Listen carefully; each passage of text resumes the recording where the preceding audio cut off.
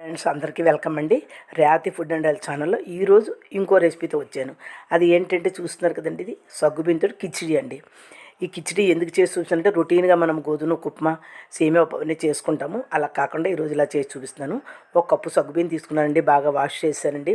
ఆ నీళ్ళు పంపేసి మళ్ళీ సమానంగా తగిన నీళ్ళు వేసి నానపెట్టామండి. 10 మినిట్స్ అయితే నానిపోతాయి అన్నమాట.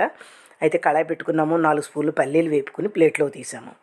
మళ్ళీ కళాయిలోని 3 స్పూన్లు ఆయిల్ వేసి, 1 స్పూన్ పల్లీలు, 1 స్పూన్ మినపప్పు, 1 స్పూన్ శనగపప్పు, 2 ఎండుమిర్చి, 6 స్పూన్ ఆవాలు వేసి పోపు వేగుతూ ఉండగా మన దగ్గర పచ్చి బఠానీలు అవైలబుల్గా ఉంటే అవి, క్యారెట్, ఉల్లిపాయ, టమోటా, కరివేపాకు అవన్నీ కూడా మనము ఆ పోపులో వేసిస్తామండి. వేసి ఇవన్నీ కూడా వేపేసి దానికి తగినంత సాల్ట్ వేసుకుంటాము. సాల్ట్ ఎక్కువ పడదండి, సగ్గుబియ్యం కొంచెం పడుతుంది. 1/2 స్పూను పసుపు కూడా అందులోనే యాడ్ చేసేయాలండి. చేసేవన్నీ కలిపేసి ఒక 5 మినిట్స్ మూత పెట్టుకుంటే మగ్గుతాయండి. ఈ లోపల పల్లీలు చల్లారాయి మిక్సీ జార్లో వేసాము, బరగ్గా మిక్సీ పట్టాలి. సగ్గుబియ్యం కూడా తగిన నీళ్ళు వేసాం కదండి, అవి కూడా నానిపోయాయి అనమాట. ఎక్కువసేపు అవసరం లేదు, నానిపోతాయి. అవన్నీ మగ్గిపోయిందండి. ఇది వెజిటబుల్స్ పోపు అన్నీను అందులో ఈ సగ్గుబియ్యం నానిపోయిన వేసేసామండి.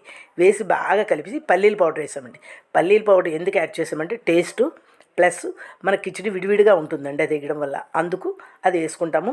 సూపర్ టేస్టు, చాలా చాలా బాగుంటుందండి. చూస్తే చేస్తే మీరే అంటారనమాట, ఇంత బాగుంటుందా అని అనిపిస్తుంది మీకు.